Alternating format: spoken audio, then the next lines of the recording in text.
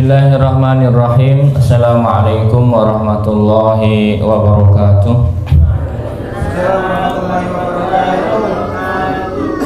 Alhamdulillahirabbil alamin wassalatu wassalamu ala sayyidina Muhammadin wa ala alihi wa ashabihi ajmain, amma ba'du.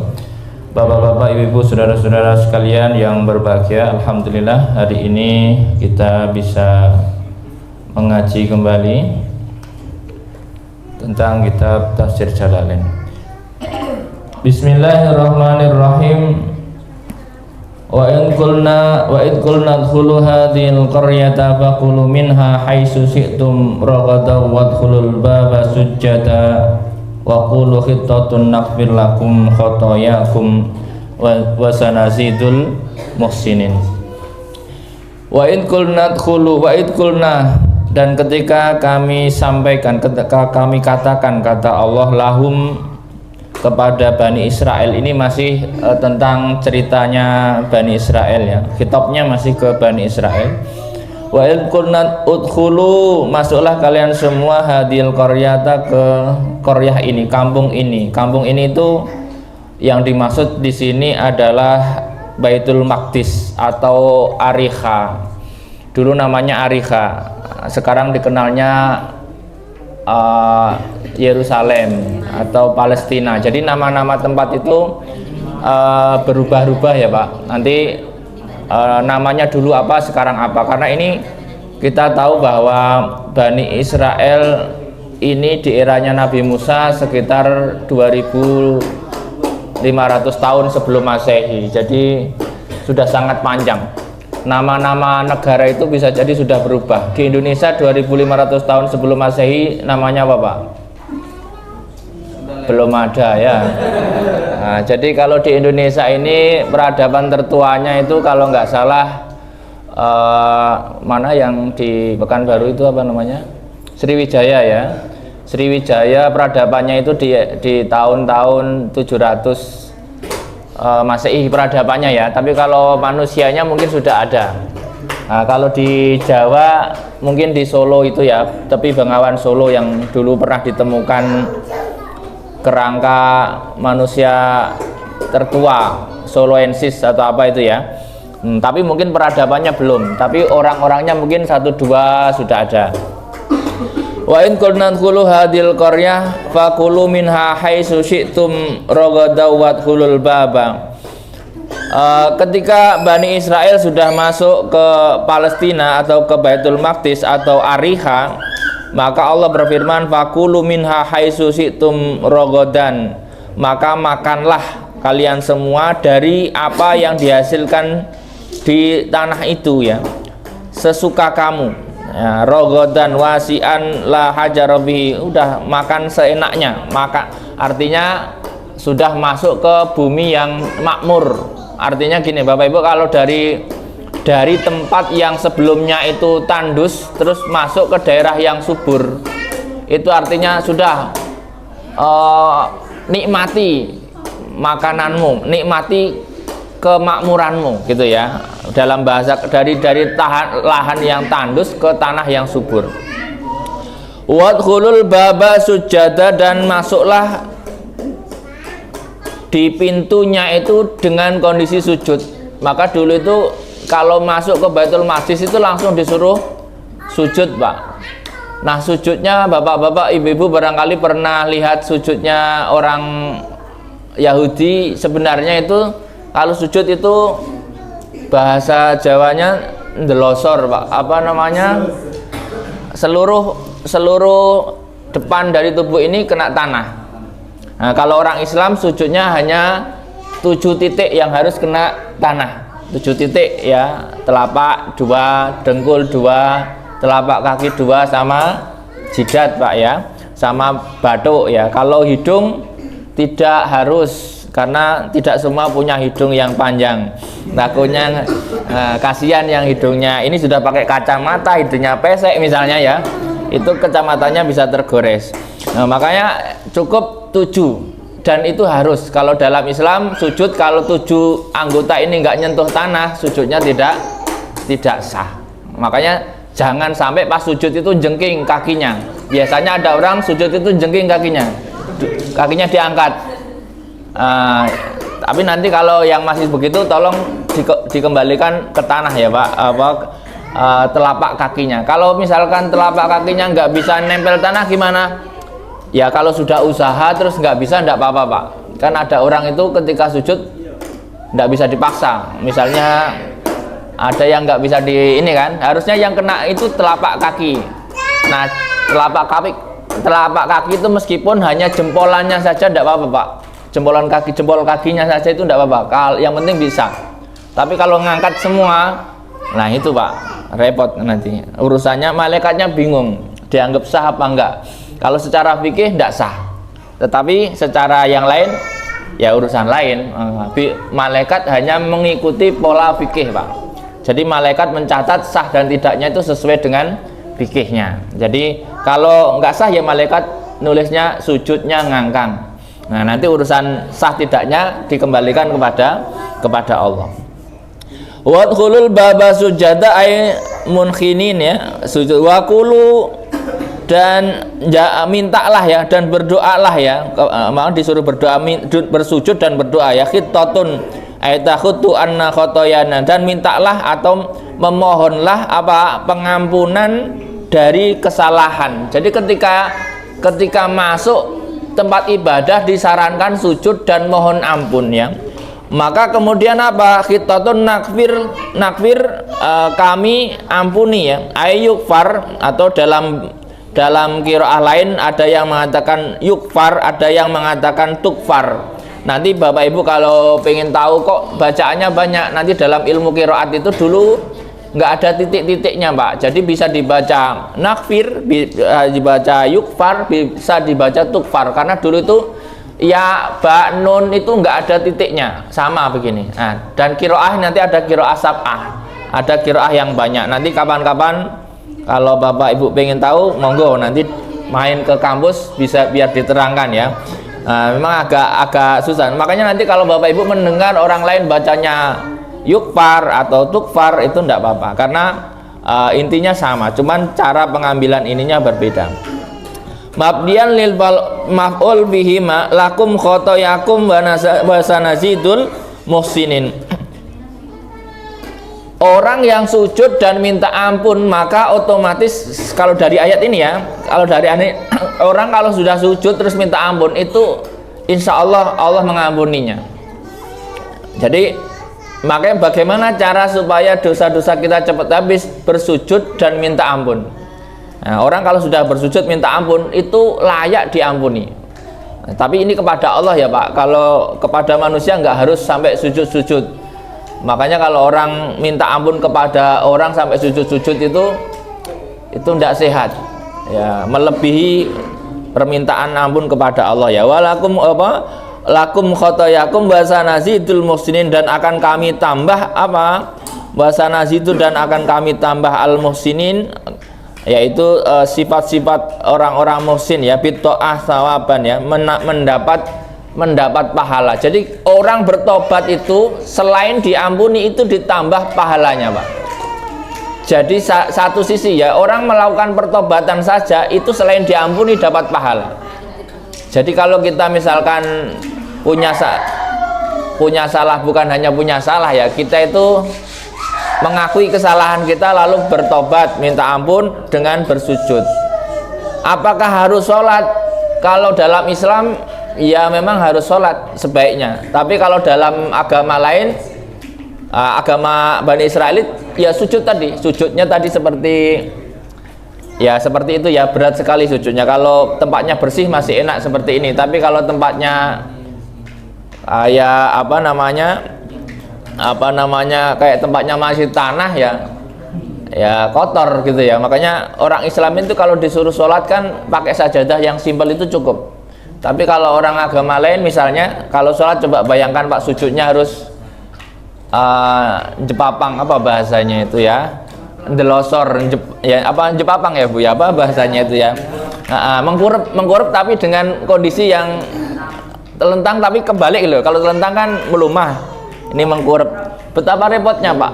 Sebenarnya kita sudah disimpelkan, sujudnya sudah didiskon luar biasa, sholatnya didiskon di Isra Mi'raj yang harusnya 50 jadi 5. sujudnya seperti itu. Sebenarnya kita itu sudah sangat-sangat menikmati apa istilahnya updating ibadah ya, yang lebih mudah sesuai dengan zamannya.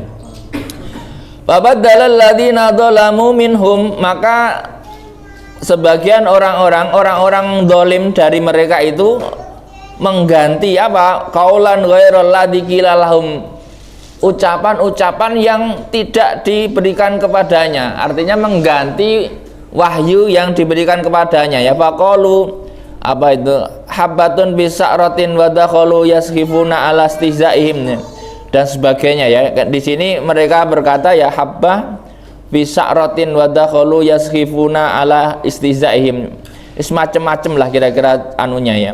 Fa anzalna 'alal ladzina dzalamu, maka kami turunkan kepada orang-orang dolim fihi wa tudhair maudhi'ul mutar mubalaghah rizan, yaitu apa, adaban aitaunan minas sama'i bima kanu yafsukun. Maka dengan kelakuan-kelakuan seperti itu Allah itu memberikan adab kepada mereka berupa adab atau taun. Taun itu ya wabah ya, atau kalau zaman sekarang disebutnya mungkin pandemi atau virus atau apa ya.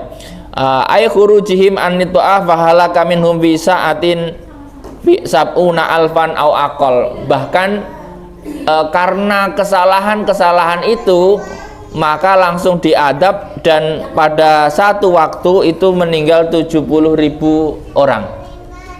Jadi kalau zaman dahulu itu kalau orang bermaksiat sudah merata maksiatnya itu langsung dimusnahkan, Pak. Jadi apa ya bahasanya? Di era-era sebelum Islam itu kalau orang melakukan kemaksiatan kok sudah maksimal, artinya itu mayoritas melakukan kemaksiatan, maka itu dilakukan pengadaban massal atau dilakukan pemusnahan massal. Berbeda dengan di eranya Islam. Di eranya Nabi Muhammad itu nanti dalam ayat lain dikatakan bahwa berbeda dengan orang Islam itu nanti diakhirkan. Makanya kalau orang Islam melakukan kesalahan pun barangkali adabnya itu enggak langsung saat itu, tetapi ditunda ataupun barangkali bisa bertobat. Jadi ada potensi kesempatan bertobat sangat panjang bagi kaum mukminin di era-era sekarang dibanding di eranya Nabi Musa. Di eranya Nabi Musa itu kesempatan bertobat itu waktunya pendek. Kalau nggak segera bertobat masih ndablek, dimusnahkan. Jadi ngeri, Pak, kalau zaman dulu itu. Nah, ketika dimusnahkan apakah dosanya habis? Ya tergantung posisinya. Kalau dia beriman ya beriman, kalau pas nggak beriman ya nggak enak ya. Jadi makanya kita harus bersyukur lahir di era sekarang. Seandainya di era-era zaman dahulu mungkin ya repot ya. Wa idis tasqa Musa wa wadkur, dan ingatlah wahai Muhammad idis tasqa Musa, tentang ceritanya ketika Musa mencari minum, mencari sumber air, tolabus suqya, mencari sumber air untuk minum, liqaumihi, untuk kaumnya, waqad atasu fil tih, dan telah kehausan di tih itu di padang batu yang di Sinai lah, kira-kira perkiraan begitu ya. Setelah menyeberang dari Mesir ke Sinai, ya tetap di Mesir sekarang, maksudnya dari Mesir bagian sini nyebrangin Laut Merah lalu ke Mesir yang bagian timur, waktu itu disebutnya tih ya. Nah, sudah dikasih manna wasalwa, lalu kan karena di situ itu gurun pasir dan batu, Pak, jadi nggak ada air, nggak ada sumber air. Lalu Nabi Musa berdoa kepada Allah, ya Allah, ini bagaimana kalau nggak ada air? Mati dong kita. Lalu Allah berfirman apa tadi ini?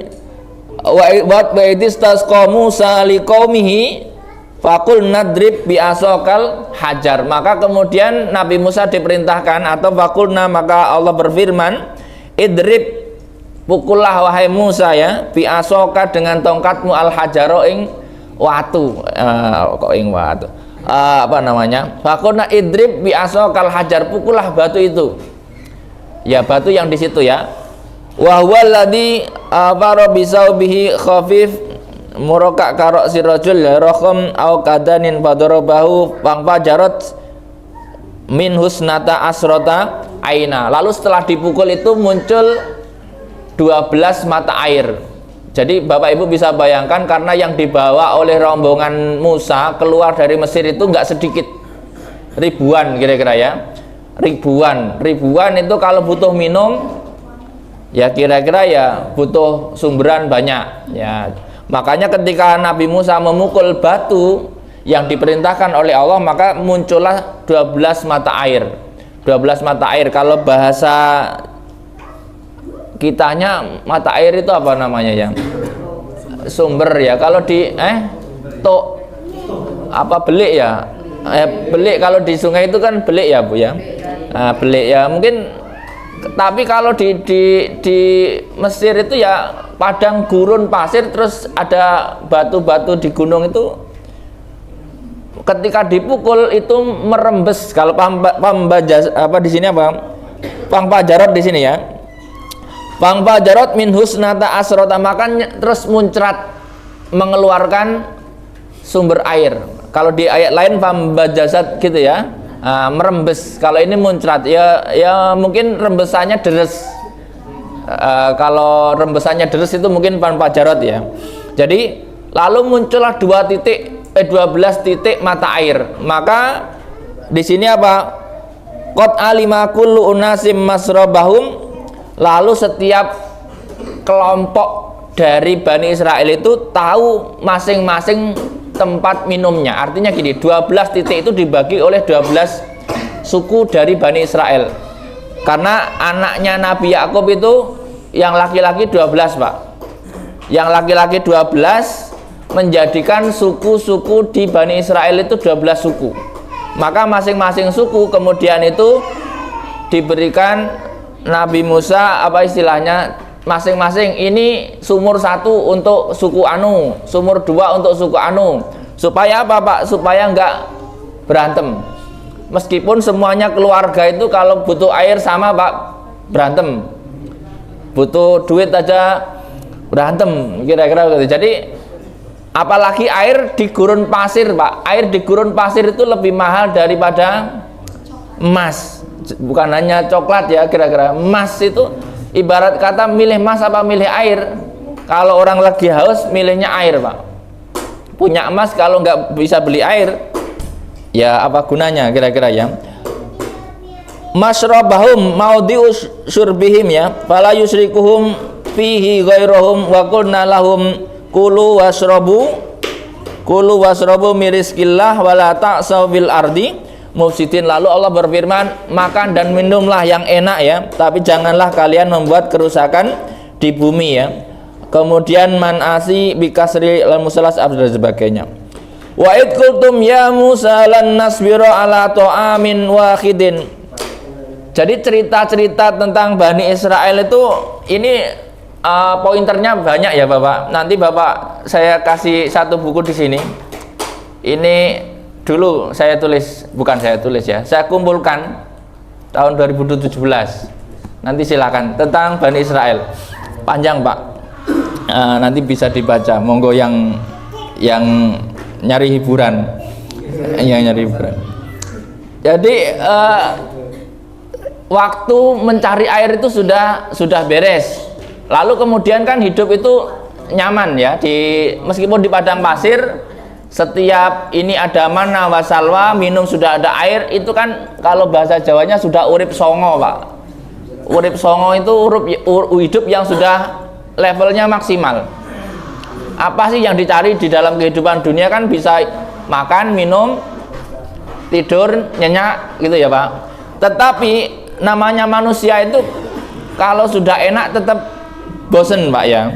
Wa id qultum ya Musa lan nasbira ala ta'ami wahidin fatulana rabbaka yukhrij lana mimma tumbitul ardu min bakliha wa qissaiha wa fumiha wa adasiha wa basoliha. Wa id qultum ya Musa, dan ketika mereka berkata ya Musa, kami tidak sabar atas makanan yang itu-itu saja. Ala tu'amin wahidin. Jadi coba bayangkan Pak Bapak bahwa 2000 jamaah misalnya sudah dikasih prasmanan, setiap hari makan daging. Nanti mesti ada yang komplain, Pak.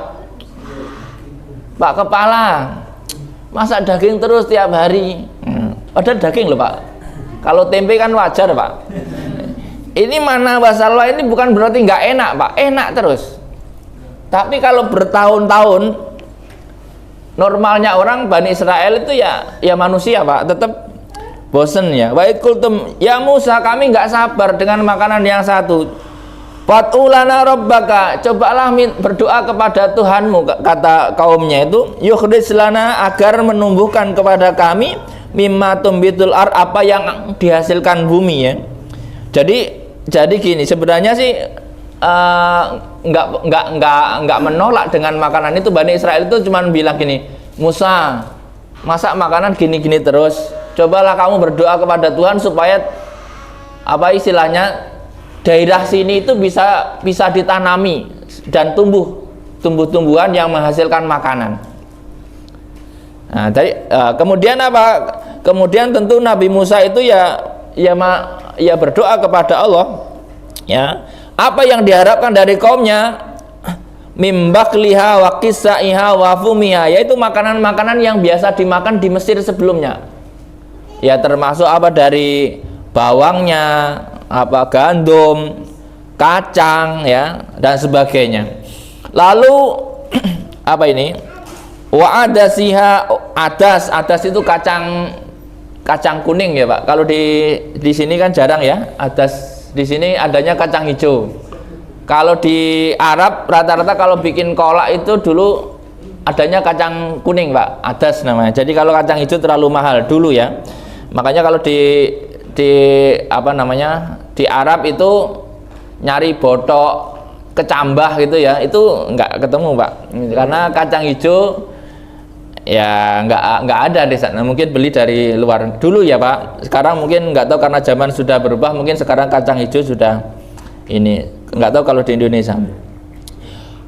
Qala Musa lalu berkata kepada qala lahum Musa, kemudian Musa berkata kepada kaumnya, atastabdiluna alladhi huwa adna billadhi huwa khair, apakah kamu pengen mengganti yang rendah ini dengan yang sudah kamu terima dari yang baik itu? Maksudnya kamu yakin mau mengganti mana wasalwa ini dengan makanan-makanan yang tumbuh dari bumi? Mana wasalwa itu kasarannya gini Pak, makanan yang tumbuh dari langit lah, kacang, terus kemudian bawang dan sebagainya tadi kan tumbuh dari bumi. Dalam ini tentu saja kan lebih enak makanan dari langit mestinya ya. Nah, cuman ya lagi-lagi manusia itu sukanya yang sulit Pak. Kalau bisa yang sulit kenapa harus yang mudah? Pokoknya kalau Bapak teliti, manusia itu kalau dikasih kemudahan hidupnya itu kayak nggak seru. Hidup kok gini-gini, nggak ada tantangan gitu loh. Ya pengennya itu agak-agak sulit tapi dia bisa melewati. Manusia itu pengennya itu yang sulit tapi dia bisa melewati. Tapi kalau mudah banget itu nggak seru. Termasuk nyari jodoh itu kalau terlalu mudah nggak seru. Tapi kalau terlalu sulit ya kasihan ya. Makanya ya harus ada seninya ya. Kadang-kadang manusia itu sukanya memang yang sulit tapi dia berhasil gitu. Jadi kalau sulit berhasil itu kesannya kayak ada kemampuan gitu loh. Kayak ada kemampuan. Tapi kalau berhasil terus nggak seru Pak. Ya kira-kira begitu. Setiap nembak terus berhasil, malah kacau kan kira-kira gitu. Maka perintahnya Allah kemudian atas tabdiluna alladhi huwa adna billadhi huwa khair, ihbitu misrong ihbitu misrong fa innal lakum ma sa'altum, maka turunlah kamu ke daerah perkotaan ya. Misro itu kalau dalam bahasa Arab ini bukan Mesir ya Pak, tapi ihbitu misron itu ke daerah yang lebih ramai, itu namanya Mesir. Mesir itu artinya kalau orang Mesir sendiri kalau Ruhil Masr itu ke tempatnya rame. Ya, jadi nggak tahu kalau apakah dulu nama Mesir itu karena tempatnya rame gitu ya, penduduknya rame. Kalau di daerah di ayat ini kata Misron itu artinya al-amsor atau daerah yang rame penduduknya. Artinya gini, kalau daerah itu rame penduduknya otomatis daerahnya subur Pak. Dulu ya Pak, konsepnya begitu. Kalau daerahnya rame penduduknya itu berarti daerahnya subur, banyak tanaman, banyak makanan. Kalau sekarang kalau daerahnya rame berarti banyak duit Pak. Nah, makanya Bapak Ibu itu ibu kota misalkan ya, misalnya mana yang daerah rame ya banyak duitnya, maka daerah kok sepi terus itu ya duitnya sepi. Makanya kenapa di kampung-kampung itu masyarakatnya nggak bertambah Pak, ya karena sepi Pak, ekonominya sepi. Nah, ekonomi di tempat ekonomi yang rame itu misro namanya kalau zaman dulu. Jadi itu misro fa innalakum masa'altum, kamu masuklah ke tempat yang ramai, maka apa yang kamu harapkan itu ada. Waduribat alaihimudillatu wal maskanah, tetapi kamu akan menjadi terkena kerendahan dan kemiskinan ketika kamu masuk di daerah itu. Jadi kasarannya gini Pak, di Bukit Tih ini sudah dikasih istimewa, makan tiap pagi sore ada, minuman sudah ada, tetapi mungkin seleranya nggak enak, padahal cuma disuruh ibadah saja kasarannya. Nah, tetapi nggak enak, nggak nyaman kalau begini terus. Cobalah yang ada makanan beraneka ragam, maka disuruh masuklah ke kota, kamu akan menemui yang kamu minta, tetapi dengan risiko kamu akan menjadi rendah dan miskin. Jadi risikonya kalau kita masuk di dunia yang ekonominya rame, kalau nggak kuat ya jadi begitu ya. Ai azarul bakr minas sukun wal khizyu bahwa lazimah lahum wa in kanu agniya luzumud darahim. Meskipun orang-orang kaya juga membutuhkan dirham dan sebagainya, al madrub dan sebagainya.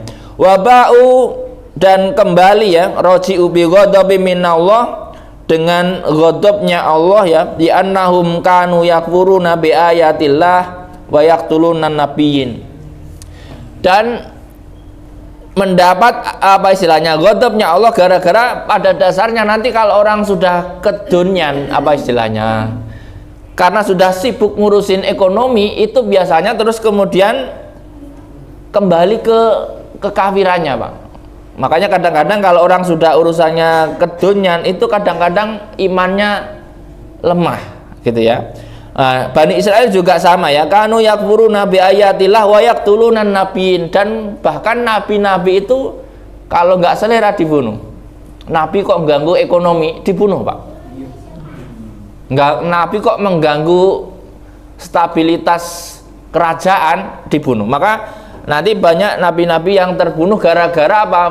Nabi itu memberikan fatwa yang tidak sesuai dengan selera apa istilahnya pemimpinnya waktu itu, sebagaimana Nabi Zakaria wa Yahya bi ghairi haqqin, membunuh nabi tanpa hak. Artinya apa? Nabinya nggak salah tapi dibunuh. Dzalika bima asaw wa kanu ya'tadun, itu karena apa? Karena maksiat mereka, dan mereka itu melampaui batas ya dalam bermaksiat. Innal ladzina amanu, orang-orang yang beriman, walladzina hadu, dan orang-orang Yahudi, wan Nasara dan Nasrani, wasobiina, dan orang-orang sobiin, man amana billahi wal yaumil akhir, orang yang barang siapa yang beriman kepada Allah dan hari akhir, wa amila solihan, dan mengamalkan amal soleh, falahum ajruhum inda rabbihim wala khaufun alaihim walahum yahzanun. Orang-orang yang beriman dan orang-orang Yahudi, orang Nasrani, orang-orang Sobiin. Sobiin itu kalau di sini dikatakan wasobiin ta'ifah minal Yahud awin Nasoro. Dalam tafsir Jalalain dikatakan Sobiin ini ya satu madhab dari agama Nasrani ataupun agama Yahudi ya. Man amana minhum, barang siapa mereka beriman kepada Allah dan hari akhir, wa amila solihan falahum ajrum inda rabbihim, dalam tadi dikatakan ketika hal ini dilakukan di zaman Nabi Muhammad SAW, ada orang Yahudi, orang Nasrani, kalau dia percaya kepada Allah, percaya hari kiamat dan beramal baik, maka apa? Maka falahum ajrum, maka bagi mereka pahalanya. Kemudian wala khaufun alaihim walahum yahzanun. Jadi orang-orang Nasrani Yahudi di eranya Nabi Muhammad, kalau dia beriman dan beramal soleh, dia tetap berhak mendapatkan pahala.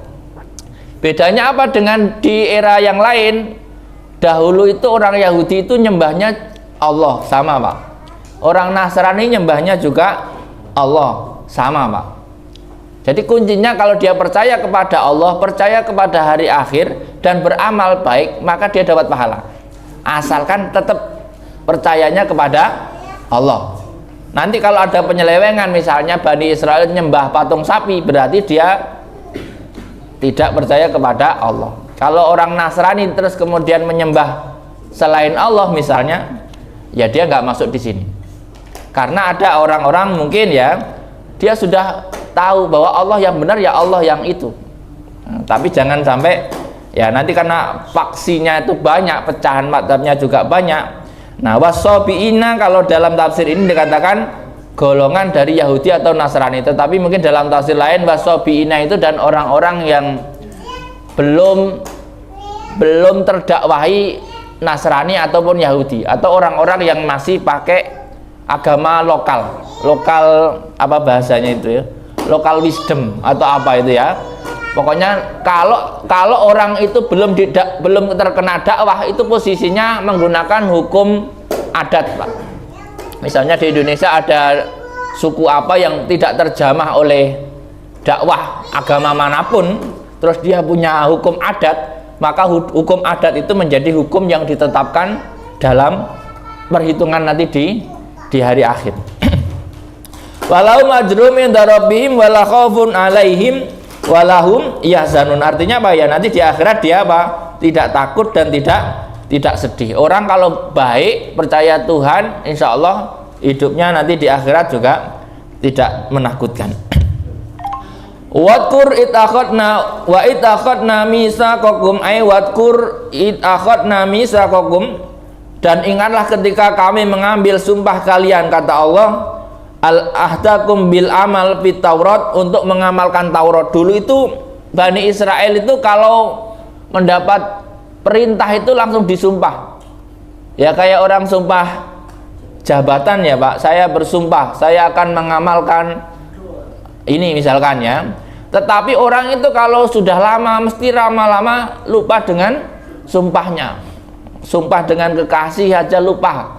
Saya bersumpah tidak akan menikah lagi misalnya ya, seumur hidup misalnya, atau bahkan, dan kadang-kadang ya namanya orang lupa, apalagi sumpah jabatan, apalagi jabatannya panjang, mesti lupa. Orang yang sumpah kelamaan itu juga lupa, apalagi yang sumpah waktu yang lain misalkan. Nah, orang-orang dulu zaman itu waqad rafa'na fawqakum tur, dulu itu disumpah terus di atasnya ditaruh gunung, Pak. Jadi gini, Pak. Kalau kita bayangkan sumpah di bawah tekanan, gunungnya di atas gini, Pak. Kalau kamu nggak bersumpah, jatuh ini gunung. Ngeri, Pak. Emang kadang-kadang kalau dibayangin kayak gitu ya. Ya nggak gitu juga kali, Pak. Maksudnya gini loh. Maksudnya gini, Pak. Itu kan kalau kita bayangin tafsirnya begitu, bahwa di atas ditaruh gunung, itu kan bayangan kita. Padahal sebenarnya gunungnya itu tinggi gini loh Pak, gunungnya tinggi. Nah dia disumpah itu di bawah apa namanya, di lembah apa di apa, di lereng ya, di lereng gunung. Artinya macem-macem ambrol terus ketumbuk gunung gitu loh. Nggak harus gunungnya diangkat, itu kan kayak film, wih ngeri kan gitu ya. Nanti jangan-jangan Krishna itu terinspirasi dari sini, dia ngambil ceritanya itu. Jadi disumpah di bawah Tur. Tur itu bukit yang Nabi Musa mendapatkan wahyu, itu namanya Bukit Tur. Tinggi Pak gunungnya. Gunungnya batu semua Pak, nggak ada pohonnya. Jadi kalau dibayangkan gunung sana itu gunung batu tuh Pak. Nggak apa ya. Nggak kayak di Indonesia kan gunung itu masih banyak pohonnya gitu ya. pohon, sumber air, bisa jadi ada makanan gitu ya. Maksudnya ada tumbuh-tumbuhan gitu. Kalau di Mesir yang tempatnya Nabi Musa itu gunung-gunung. Ini loh Pak gambarnya. Nah, gunung gini loh Pak. Gunung Nyel ya, Gunung Nung. Jadi mendaki gunung di Arab itu nggak seru Pak. Wes batu tok Pak isinya. Ya, kalau nggak penggemar batu nggak selera kayaknya itu. Jadi di atas bukit kalau macam-macam ya longsor kira-kira begitu ya. Maka kemudian dia bersumpah ya. Wa idza akhadna mitsaqakum barafa'na fawqakum tur khudu ma atainakum biquwah. Ambillah apa yang kami berikan kepadamu biquwah dengan sungguh-sungguh ya. Bijitin wastihatin dengan sungguh-sungguh. Artinya memang mungkin perintah Taurat itu berat Pak. Makanya perintahnya Pak, khudu ma atainakum biquwah. Ambillah dengan kemauan yang kuat. Orang itu kalau nggak dengan kemauan yang kuat itu ya berat. Makanya Bapak Ibu lihat ibadahnya orang-orang Bani Israel itu mungkin agak berat Pak. Mungkin lihatlah nanti coba sesekali lihat mereka beribadah itu yang khusuk itu, wah kayak harus Bapak lihat ya kayak ya orang Islam misalnya pakai kopiah, mereka juga pakai kopiah sama. Sebenarnya sama lah. Secara ini nanti sama, menutup kepala dan sebagainya. Mungkin hanya kopiahnya itu lebih kecil, kalau kita kan lebih lebar misalkan gitu ya. Nanti dicek lah. Makanya kita kan nggak boleh sama dengan mereka, kopiahnya harus kalau bapak-bapak di sini kan kopiahnya agak lebar ya. Kalau kopiahnya selepek itu kan punya orang lain Pak nanti. Sebenarnya di Nasrani juga itu, cuman mereka nggak pakai ya kecuali babanya ya, apa namanya itu ulamanya ya atau pausnya. Warobana bauqakum mutur khudu ma atainakum biquwah wadhkuru ma fihi, dan ingat-ingatlah apa yang ada di dalamnya. Wadhkuru ma fihi artinya gini, disuruh ngangen-ngangen kitab Taurat Pak. Kalau dalam Islam kan disuruh ngangen-ngangen dalam Al-Qur'an. Itu sama perintahnya dalam Bani Israel juga, wadhkuru ma fihi, ingat-ingatlah apa yang ada di dalamnya. Disuruh ingat Pak, disuruh baca Pak. Makanya di tradisi mereka juga ada deres kitabnya Pak. Nah, nanti cari sendiri di YouTube adalah orang-orang yang sedang menderes kitabnya masing-masing. Tapi agak susah Pak kalau di sana. Kalau di kita kan hampir anak kecil pun bisa ya. Nanti lihat Pak perbandingannya deres Quran, deres Injil sama deres Taurat. Kira-kira nanti latihannya gimana? Kalau dengan bahasa masing-masing. La'allakum tatakun, kalau dalam bahasa Jawa la'allakum ini menowo. Kalau dalam bahasa Indonesia itu supaya. Memang la'allakum itu barangkali sebenarnya. Barangkali dengan menderes-deres itu, dengan mengingat-ingat apa yang ada di dalam kitab itu, kamu menjadi takwa. Takwa itu apa? Takut kepada api neraka atau takut berbuat maksiat. Orang itu kalau mau ngaji Quran terus diangen-angen sama maknanya, lama-lama itu dia hatinya takwa Pak. Tapi kalau cuma ngaji hataman doang, misalkan ngaji itu satu hari saya sudah baca 15 juz misalnya, terus nggak paham, dapat pahala, iya dapat pahala, tapi nggak ada efeknya dalam kehidupannya. Yang penting itu apa? Ngaji sekaligus difahami. Nah, semoga kita ini termasuk bagian dari mengangen-angen ya, memaknai. Kalau dalam apa itu tembangnya itu kan tombo ati iku limo sak warnane ya. Maca Quran angen-angen sak maknane. Seperti ini harusnya. Memang nggak bisa langsung satu hari satu juz, nggak masuk. Nah, satu hari ya secukupnya ya. Kalau bisa satu juz alhamdulillah. Kalau yang sudah bisa baca sendiri, paling enggak terjemahan Bapak Ibu itu paling enggak ya, kalau baca Quran setelah baca ayatnya, baca terjemahannya. Meskipun saat itu enggak paham, enggak apa-apa. Yang penting pernah tahu, oh artinya begini ya. Kira-kira begitu.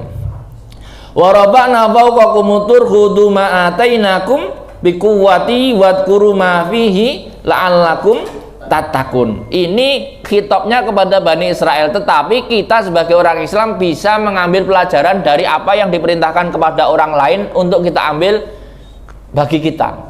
Artinya Allah menasihati Bani Israel dalam kisah ayat ini, tetapi kita itu sebenarnya dikasih tahu dengan posisi yang lebih halus. Ibarat kata orang lain dikasih nasihat, lalu kita mendengarkan, lalu kita terapkan dengan apa yang kita punya.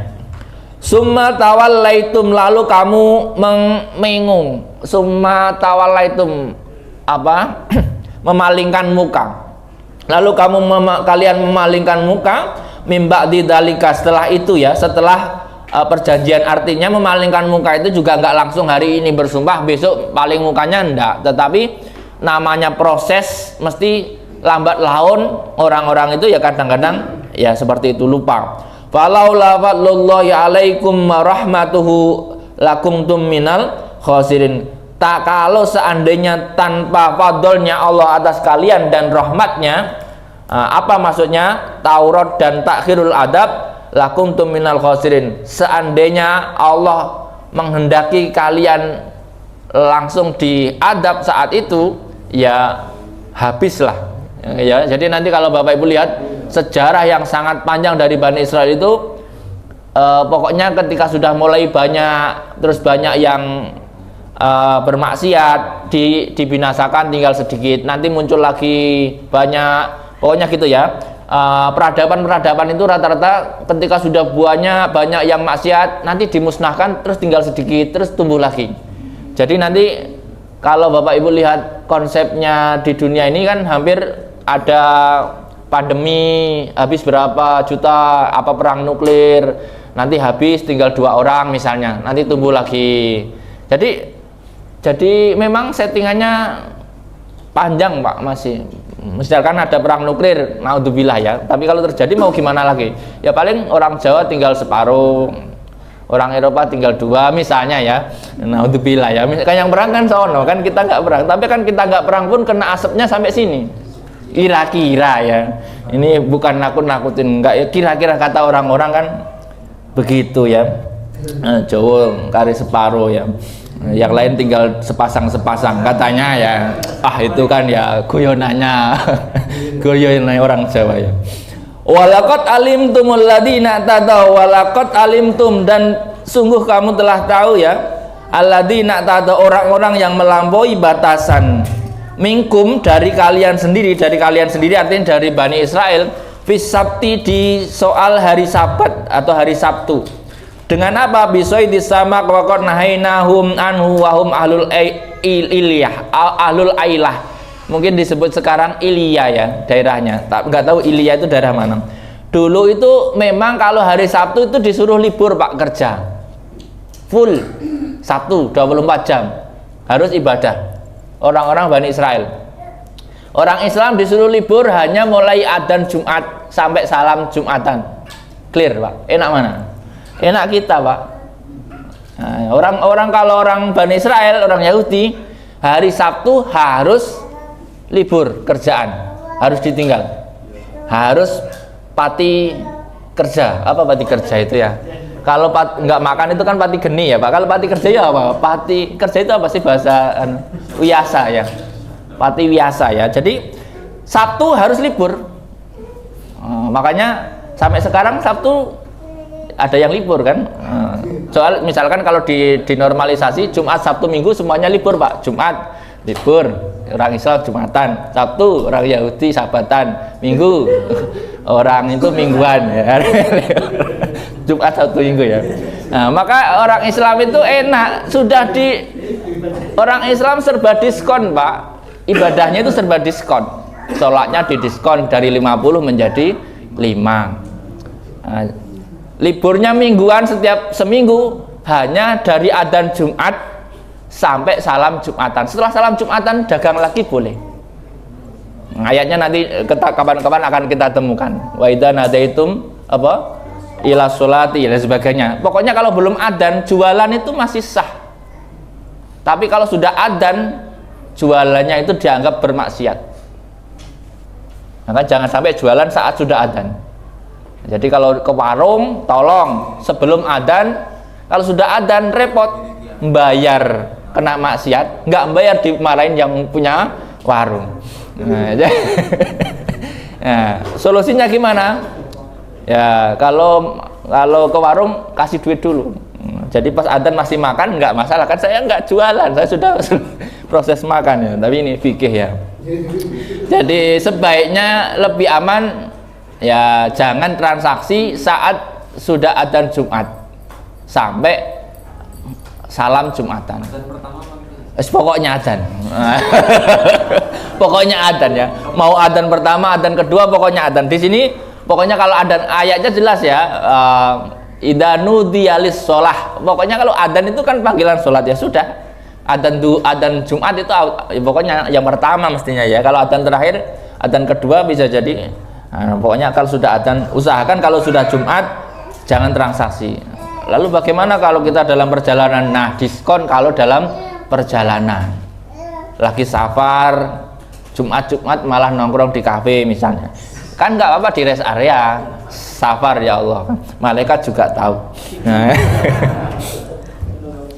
Wa qulna lahum kunu qiradatan khasiin, maka kami sabda kepada mereka, kunu jadilah kalian semua qiradatan, menjadi kera, khasiin yang apa? Mubidina fakanu halaku ba'da salasati ayam, ya jadilah kera yang seperti itu ya. Lalu binasa setelah 3 hari. Jadi orang-orang yang melanggar hari Sabat itu dulu langsung dimatikan, Pak. Sebelum mati itu jadi kerang. Ini bukan teorinya Darwin, kita orang yang menganggap manusia keturunan kera ya Pak. Jangan kemudian dicocok-cocokin, oh jangan-jangan Darwin ini tuh ketemu keranya ini. Enggak, beda ya. Ini orang yang di bahasa Jawanya itu apa, disabdo, apa namanya, dikutuk ya, dikutuk jadi kera itu setelah 3 hari mati. Jadi ini dalam tafsiran ini ya. Jadi sebelum mati 3 hari itu dia berubah menjadi kera. Apakah ini kera sakti? Enggak, ini enggak kera sakti Pak, keranya mati. Ya, jadi orang Bani Israel yang melanggar hari Sabat waktu itu, zaman itu langsung menjadi kera mukanya. Oh ngeri Pak, dulu itu kalau maksiat langsung jadi kera. Coba sekarang Pak, melanggar hari Jumat jadi kera. Wah banyak kera Pak nanti, repot ya. Maka kita itu beruntung karena nggak sekeras itu cara mendidiknya. Ibarat kata itu kita sudah, cara pendidikan kita itu sudah pendidikan yang sangat modern. Ya kayak orang tua dulu lah, semakin kesini cara mendidik anaknya itu kan semakin modern. Zaman bapak saya ketika didik lebih keras daripada bapak saya didik saya, dan lebih keras lagi mungkin ke atasnya. Kalau sekarang kan anak-anak sekarang mana ada yang disabetin Pak, nggak ada pelanggaran HAM Pak. Apa mau sudah masuk apa itu pelindungan anak ya. Dulu mana ada perlindungan anak ya. Wah dulu itu mesti ada cerita. Jadi saya masih ngerasain menjalin ranting-ranting pohon, itu biasa bagi saya. Tapi itu sekarang itu kayak nggak cocok diterapkan ya. Nah, kalau dulu itu kayaknya kalau nggak gitu itu nggak seru ya. Itu hampir setiap masa di era barengan saya mungkin ngerasain rasanya menjalin kalau yang di pesantren, atau ngerasain ranting pohon lah paling nggak, kecuali ranting pohon bambu saja. Kalau pohon pentong bambu ngeri Pak, awet Pak di sini. Nah, kalau ranting-ranting pohon yang lain itu kan masih cukup ya waktunya, masih nggak terlalu lama sakitnya ya. Nah kemudian apa, kunu qiradatan khasiin faja'alnaha nakalan lima baina yadaiha, maka kami jadikan kasus seperti itu atau hukuman seperti itu, aitil kal hukubah, nakalan sebuah ibrah, sebuah pelajaran ya, mani'ata manirtaka bamislama amilu, agar orang-orang tidak melakukan seperti itu. Sebenarnya ketika ada adab-adab yang menimpa suatu kaum, artinya kita itu mendapat pelajaran agar tidak seperti itu. Lima baina yadaiha wa ma khalfaha, ya, untuk orang-orang yang waktu itu atau orang-orang selanjutnya. ay al-umam allati fi zamaniha wa ba'daha wa mau'idatan lil muttaqin, dan menjadi mau'idah, menjadi mau'idah kepada orang-orang yang bertakwa kepada Allah ya. Wa khassu bidzikri li annahum al muntaqiminu bi khilafi ghairihim. Kenapa dikhususkan kepada mereka ya? Karena mereka itulah yang mungkin melakukan hal-hal demikian. Wa id qala Musa liqaumi ay wadkur id qala Musa liqaumi, dan ingatlah wahai Muhammad ketika Musa berkata kepada kaumnya. Ada masalah apa lagi? Ini cerita lain lagi, Pak. Jadi sepenggal-sepenggal ini ceritanya banyak. Ketika Musa berkata kepada kaum, innallaha ya'murukum an tadbahu baqarah, sesungguhnya Allah menyuruh kalian menyembelih sapi. Qalu atattakhiduna huzwa, wahai Musa, mereka berkata, atattakhiduna huzwa, apakah kamu akan menjadikan ini bercandaan wahai Musa? Qala a'udzu billahi an akuna minal jahilin, saya berlindung dari Allah untuk menjadi orang-orang yang bodoh, kata Musa. Gini Pak, ini ada cerita gini, dulu terjadi pembunuhan, nggak sesadis yang di dalam koper kemarin dimutilasi ya Pak. Nah, jadi tapi pembunuhan itu tetap sadis, ada pembunuhan. Waqad qatala lahum qatil la yadri qatiluhu was'aluhu ayatullah ambai ayyubayinahu lahum fada'ahu. Jadi gini Pak, orang-orang Bani Israel itu suka iseng nguji nabinya Pak. Ngeri Pak, zaman dulu itu nabi suka diisengin, dites Pak. Sebenarnya ngisenginnya tapi kacau Pak. Ada orang membunuh, lalu setelah ada pembunuhan, ini kalau di sini nggak diceritakan, di tafsir lain, itu ditaruh di gerbang perbatasan Pak, jenazahnya. Nah, perbatasan antara kaum A dan kaum B. Nah, ketika ada jenazah Pak, potensinya apa Pak? Akan terjadi perang antar suku, karena ada jenazah di perbatasan. Ini yang bunuh sono, oh yang bunuh sono, saling tuding, rame ribut nggak karuan. Akhirnya Nabi Musa dilapori, Nabi Musa, ada korban pembunuhan di gerbang perbatasan, cobalah kamu berdoa supaya ditunjukkan siapa pembunuhnya. Gila coba. Jadi kalau ini Bani Israel itu suka iseng, kira-kira Musa bisa nggak ya menemukan pembunuhnya dengan berdoa, gitu ya. Nah, nantangin gitu. Lalu Nabi Musa jawabnya kan lucu. Nabi Musa tetap lapor kepada Allah, ya Allah ini bagaimana solusinya? Lalu Allah berfirman, Musa, suruh mereka menyembelih sapi. Lalu disampaikan kepada kaumnya, ya qaumi innallaha ya'murukum an tadbahu baqarah, ini kata Allah kalian disuruh nyembelih sapi. Coba ada pembunuhan disuruh nyembelih sapi. Biasanya nyembelih sapi untuk apa Pak? Bancaan.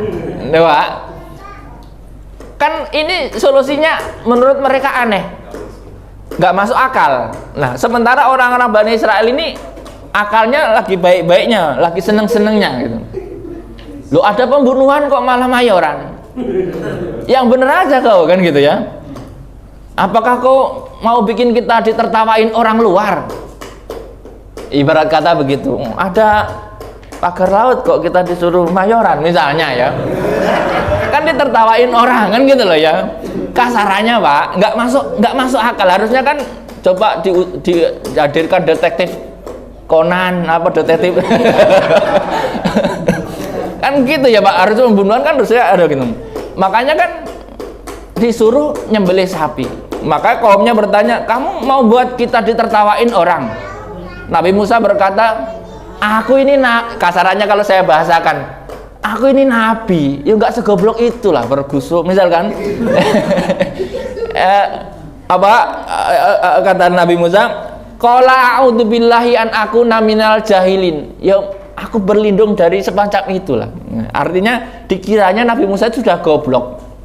Ya, aku yang nggak segoblok itu. Kan kira-kira begitu jawaban Nabi Musa. Qalu daulana rabbaka yubayyin lana mahi. Setelah debat panjang, lalu kemudian oke, kalau begitu kita mau melaksanakan apa yang diperintahkan Tuhan kepada kita ya. Kata kaumnya begitu. Apa tadi?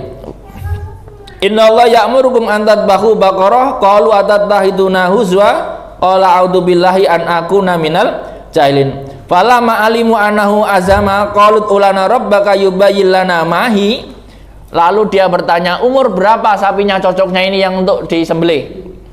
Jadi gini Pak, nanti dalam ayat ini ada cerita gini, orang itu kalau memang sebenarnya dia nggak mau, tetapi karena kalah argumen lalu dia mau, maka dia lalu nanya lagi, buat pertanyaan supaya mengulur waktu. Coba tanyakan Tuhanmu, Musa, ini sapinya seperti apa umurnya? Qalut ulana rabbaka yubayyin lana mahi qala innahu yaqulu innaha baqaratun la faridun wala bikr awanum baina dzalik faf'alu ma tu'marun. Lalu Musa doa lagi kepada Allah. Kata Allah, sapinya tidak terlalu muda dan tidak terlalu tua, tetapi yang diantaranya. Terus apa itu?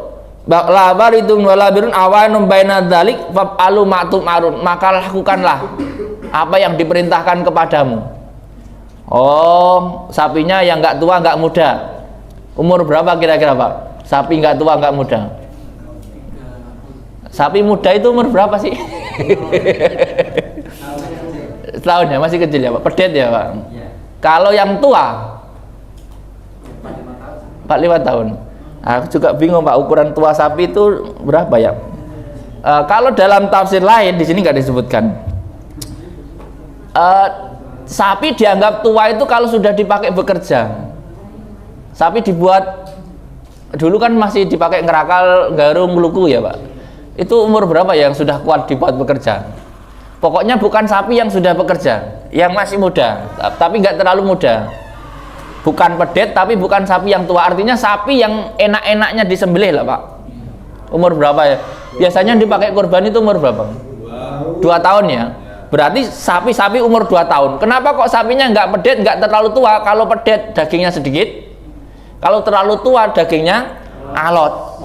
Nah, berarti memang disuruh melakukan penyembelihan sapi yang istimewa sapinya. Sapi yang sedang asik-asiknya. Asik-asiknya untuk dimakan maksudnya ya. Nah, itu biasanya lebih mahal daripada pedet dan sapi tua. Sapi tua yang sudah dipakai bekerja berkali-kali sampai kurus dan sebagainya, kalau dijual itu sudah murah mungkin ya. Qalut ulana rabbaka yubayyin lana ma launuha qala innahu yaqulu innaha baqaratun safra'u faqi'ul launuha tasurrun nadirin. Wahai Musa, oke, kalau sapinya seperti itu, lalu warnanya apa? Orang itu kalau nggak pengen melakukan perintah itu kadang-kadang banyak pertanyaan Pak. Tapi ini bukan jualan ya Pak. Kalau jualan sah-sah saja ya Pak ya. Kalau jualan itu mau sapi apa? Sapi yang nggak tua nggak muda. Oke, warnanya apa? Putih apa hitam? Misalnya hitamnya yang hitam gelama, ya nggak apa-apa Pak. Cuman tapi kalau pertanyaannya kepanjangan itu biasanya nggak jadi makan kan Pak, nggak jadi beli. Ya harusnya memang dari awal kalau mau beli sapi hitam yang ukuran 200 kilo udah beres ya. Nah, makanya dulu itu ada istilah kalau orang banyak nanya disebut Bani Israel gitu ya. Karena banyak nanyanya itu karena dia sebenarnya nggak mau melakukan. Disuruh nanti bersihin rumah ya. Oke, yang mana yang dibersihin, atas apa bawah? Yang atas, yang atasnya separuh apa semuanya misalnya ya. Pokoknya kalau ada orang begitu itu ya mirip seperti ini.